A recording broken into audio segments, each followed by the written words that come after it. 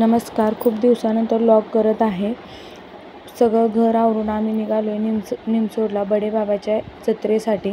वर्षातून एकदा बडेबाबाला आमची कोंबड्याची जत्रा असते, त्यामुळे आम्ही सगळेजण आवरून निघालो आहोत. आमच्यासोबत मावशी आत्या, पिंपरीची आई, आत्या, मामांची आई, मी, ह्यांनी आणि सई, जुई, सोना आहेत. सोना आणि मामाचे टू व्हीलरवरती येणार होते आणि आम्ही बाकीच्या सगळ्या मोठ्या गाडीतून जाणार आहोत. सगळ्यात पहिलं आम्ही काम केलं पेट्रोल भरण्याचं आणि पेट्रोल भरल्यानंतर आम्ही गेलो आहे निमसोडला.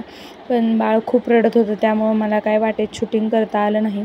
डायरेक्ट मंदिराच्या आवारातलंच सगळं मी तुम्हाला दाखवत आहे.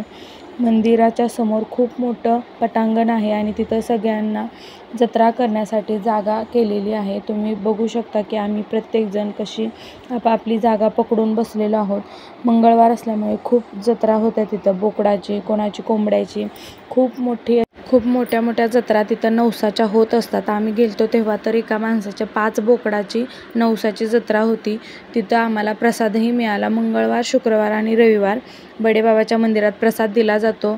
आम्हाला पुरणपोळी, लापशी, भात आणि आमटीचा प्रसाद तिथं मिळाला. आम्ही सगळ्यांनी तो प्रसाद खाल्ला आणि नंतर सुरुवात केली कोंबड्याचं कालवण बनवायला. मस्त असं कोंबड्याचं कालवण झालं होतं. आम्ही देवाला नैवेद्य दाखवला आणि आम्ही सगळ्यांनी प्रसाद घेतला.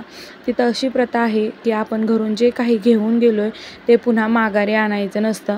म्हणजे आपण जे काही एक्स्ट्राचं घेऊन गेलेलं असतं, कांदे, चटणी, मीठ वगैरे, ते सगळं काही तेथेच ठेवून यायचं असतं. कारण ज्याला कुणाला गरज असते ते पुन्हा वापरू शकतात म्हणून. मग आम्हीही आमचे थोडे कांदे, चटणी, मीठ, तेल राहिलं होतं ते आम्ही तिथंच ठेवून आलो. बाकीचे आम्ही सगळेजणांनी जेवण केलं, प्रसाद घेतला, मस्त अशी व्यवस्थित भांडी वगैरे धुतली आणि आम्ही पुन्हा परतीच्या प्रवासाला निघालो. मला मंदिरात काही शूटिंग करता आलं नाही, पण जेवढं काही जमेल तेवढं मी तुम्हाला दाखवण्याचा प्रयत्न केला आहे.